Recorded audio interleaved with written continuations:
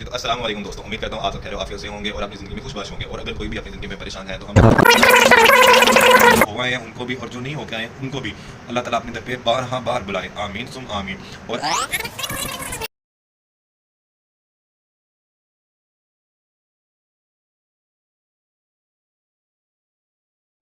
जी तो अस्सलाम वालेकुम दोस्तों, उम्मीद करता हूँ आप सब खैर आफियत से होंगे और अपनी ज़िंदगी में खुशबाश होंगे। और अगर कोई भी अपनी ज़िंदगी में परेशान है तो हम सबको, आपको, मुझे उसके लिए दुआए खैर करनी चाहिए। अल्लाह ताला उसकी ज़िंदगी में भी ढेर सारी खुशियाँ और आसानियाँ पैदा करें।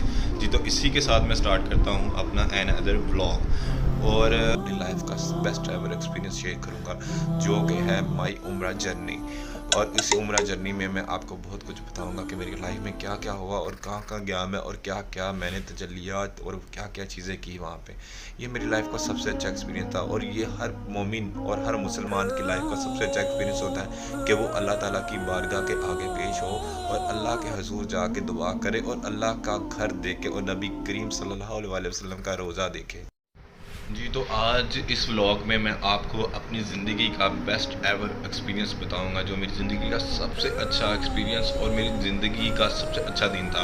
और वो दिन हर मुसलमान की ज़िंदगी का सबसे अच्छा दिन होता है और वो जो दिन होता है वो होता है अल्लाह और अल्लाह के नबी का घर देखना। और मैं आपको अपनी उम्रा जर्नी के बारे में बताऊंगा कि जो मैंने 2018 में जो मैंने उम्रा किया और जो मैं रोज़ा रसूल पे जाके हाज़िर दी और वहाँ पे जो जो मेरे साथ एक्सपीरियंस हुए और जो जो वहाँ पे मैंने चीज़ें देखी उन चीज़ों के बारे में मैं आपको बताऊंगा और बताऊंगा कि अल्लाह और अल्लाह के नबी से प्यार क्या होता है। ठीक है, इंशाल्लाह आपको मैं इस व्लॉग में और भी बहुत सारी चीज़ें बताऊँगा। जी तो आपका भाई बताएगा आपको अपनी उम्रा जर्नी और उम्रा जर्नी में जो जो मैंने चीज़ें देखी वो भी मैं आपको बताऊंगा। और उम्रा मैंने किया 2018 में। ठीक है, और उम्रा से पहले मैं था रमज़ान में मैंने क्या किया, रमज़ान में मैंने रोज़े रखे, अल्लाह ताला की इबादत की और अल्लाह ताला की खुशनुदी के लिए उन चीज़ों से दूर रहा जो अल्लाह ताला की नाराज़गी का बायस बनते हैं। जी तो उन चीज़ों से दूर रहने के मुझे जो बेनिफिट्स हुए उन बेनिफिट्स में सबसे बड़ा बेनिफिट था अल्लाह ताला की रज़ा और अल्लाह ताला की मुझ पे करम नवाजी। और इसी तरह फिर मैं उन्हीं दिनों में बैठ गया इत्तिकाफ़ पे लिए बैठा मैं इस नीयत से क्योंकि जब मुझे कारी साहब ने बताया कि बेटा जब आप इत्तिकाफ़ पे बैठते हो तो आपको अल्लाह ताला एक हज का और 2 उम्रों का सवाब देता है। तो मुझे बहुत खुशी हुई कि यार अल्लाह ताला मुझे इतना सवाब देगा। पता नहीं मेरी ज़िंदगी में अल्लाह ताला ने अपने घर में बुलाना लिखा है कि नहीं लिखा, तो मैं क्यों ना। इसी के साथ जब मैं बैठा इत्तिकाफ़ पे तो फिर अल्लाह ताला ने मुझ पर बड़ी करम नवाज़ी की। जैसे कि मैंने आपको पहले बताया मुझ पे उम्रा, मुझे इत्तिकाफ़ के बाद फ़ौरन अल्लाह ताला ने ऐसा मुझ पे करम किया कि मैं अपनी पूरी फैमिली के साथ उम्रे पे गया 2018 में। और इन्हीं चीज़ों के साथ जब मैं इत्तिकाफ़ पे बैठा था तो अल्लाह ताला ने मुझ पे इतनी करम नवाज़ी की कि मुझे बहुत सारी चीज़ें नवाज़ी। उनमें सबसे ज़्यादा चीज़ें थी कि जैसे कि कुरान पाक को मैंने अच्छे तलफ़्फ़ुज़ के साथ पढ़ना शुरू कर दिया। और उन्हीं दिनों में मैंने कुरान पाक को माशाल्लाह मैंने 2.5 से 3 कुरान पाक मुकम्मल किए रमज़ान, वो जो 10 दिनों में जो मैं बैठा ना उनमें। और साथ ही मैंने पूरे रोज़े रखे और साथ ही मैंने अल्लाह ताला की ढेर सारी इबादत की, रातों को जागना, कारी साहब का दर्द सुनना, अल्लाह ताला की बताई हुई चीज़ों से बचना जो हराम कर। और जैसे ही मैंने सुना ठीक है कि मैं उम्रे के लिए जा रहा हूँ तो आप लोग मेरी उस खुशी का अंदाज़ा नहीं कर सकते कि मुझे ऐसे लगता था क्योंकि जैसे मैं इत्तिकाफ़ से उठा तो मुझे बड़ा दिल में एक तड़प सी पैदा हुई कि मैं रोज़ा रसूल पे जाऊँ, अल्लाह ताला के घर जाऊँ, गुलाफ़ काबा को पकड़ूँ, उसको छूऊँ और अपने एहसास को बताऊँ जो जिस चीज़ों से मैं गुज़र रहा था उन दिनों में। तो मैं बताऊँ अल्लाह ताला को, मैं अल्लाह ताला के कितना करीब हो जाऊँ। और अल्लाह ताला ने मुझे फिर अपने घर बुलाया और इसी तरह मैं रोज़ा रसूल गया, वहाँ पे बहुत सारी इंसिडेंट्स हुए मेरे साथ। उन इंसिडेंट्स को मैं आपको बताऊँगा और वीडियोज़ भी दिखाऊँगा जहाँ जहाँ पर मैं गया और कैसे मैं रोज़ा रसूल के पास था और वो जो तजल्लियात अल्लाह ताला की मुझ पे थी और जिस तरह मेरी वो कैफ़ियत थी उस वक्त मैं आपको बता सकता हूँ लेकिन दिखा नहीं सकता क्योंकि। जी तो इस वक्त जहाज़ होने लगा है टेक ऑफ और अभी हैं हम लाहौर इल्लामा इकबाल एयरपोर्ट पे। तो जैसे ही जहाज़ टेक ऑफ होगा फिर हम आहिस्ता आहिस्ता बुलंदियों की तरफ जाएंगे और हम अपनी मंजिल की तरफ भी। और ये है मेरी उम्रा जर्नी।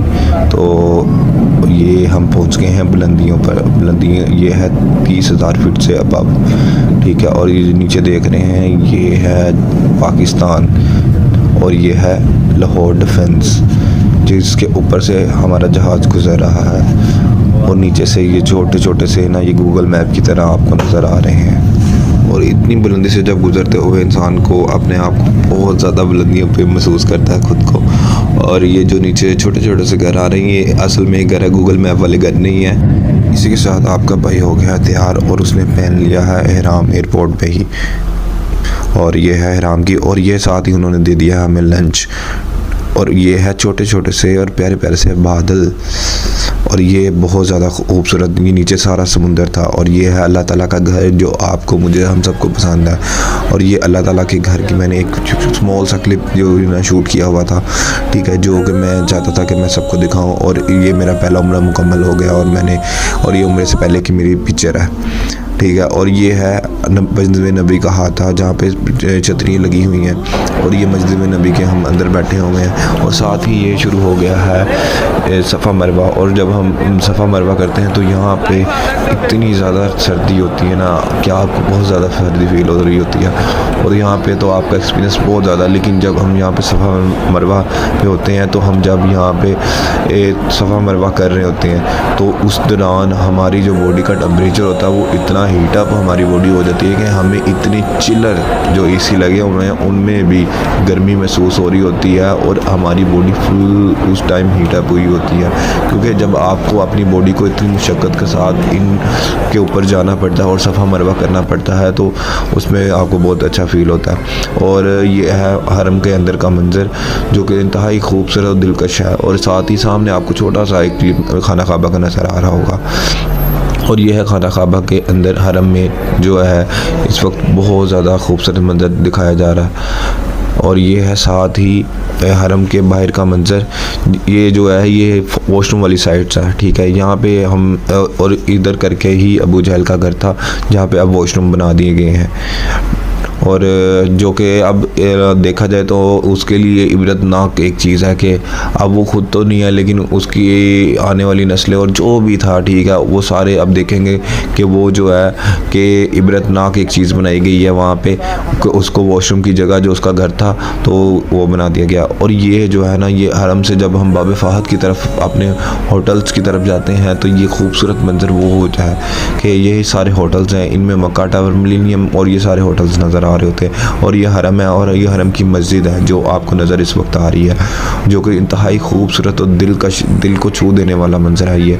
और हर मुसलमान के लिए जो है ना ये एक नाकाबिल यकीन सी चीज़ होती है कि वो अल्लाह ताला के घर में मौजूद है और अल्लाह ताला के घर को देख रहा है और रुकू और सुजू कर रहा है। और इस वक्त ये जो मेरे आगे जो जा रहे हैं ना, ये कोई नवाज शरीफ नहीं है। और ये जो छेड़ है ना, ये हमारे बहुत ही प्यारे भाई वकास भाई हैं, ठीक है। और ये इस वक्त जो है ना मस्जिद नबी में है और मैं इनके पीछे पीछे इनकी इंस्ट्रक्शंस को फॉलो करते हुए पूरी मस्जिद में हम एक जगह देख रहे हैं जहाँ पे हम बैठेंगे और रुकू और सुजू करेंगे और नवाफिल अदा करेंगे, नमाज़ पढ़ेंगे और मस्जिद नबी में बैठने का लुत्फ़ हासिल करेंगे। और ये इमेजिन करेंगे कि हमारे प्यारे नबी करीम सल्लल्लाहु अलैहि वसल्लम भी इस जगह पे बैठे होते थे और सहाबा इकराम बैठे होते थे और यहाँ पे बैठ के वो हदीसें सुना रहे होते थे, नमाज़ पढ़ रहे होते थे और बहुत सी ऐसी चीज़ें कर रहे होते हैं जो अब तक हम हदीसों में और कुरान पाक की तिलावत और ऐसी चीज़ें कर रहे होते थे जो कि हमारी दुनिया और आखिरत को बेहतर कर सके। और वो इसीलिए तो उन्होंने दीन की इतनी तबलीग की कि वो हमारी दुनिया को और आखिरत को बेहतर कर सके।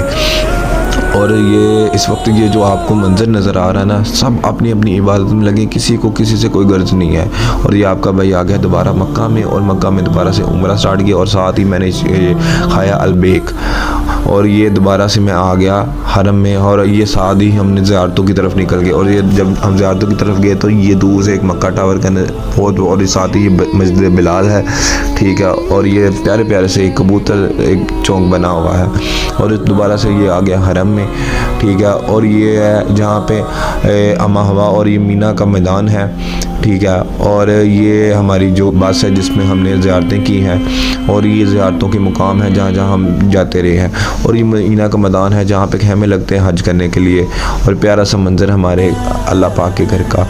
और ये फिर से हम यानी कि ज़ियारतों की तरफ गए और जाके वहाँ पे ज़ियारतें की और दुआएं मांगी और नवाफिल अदा किए। और ये अम्मा हमा वाला मुकाम है, और ये तब का पिक्चर है जब हमने अहराम पहना एयरपोर्ट से, और ये फिर हम अलबेक की तरफ आ गए। और ये उस मॉल में गए मक्का में अलबेक खाने के लिए, और अलबेक को हमने बहुत खाया वहाँ पे। और ये वकास भाई को तो बहुत पसंद था अलबेक। वो ये जो स्माइली शाइन है ना, ये वो अलबेक की वजह से ही है।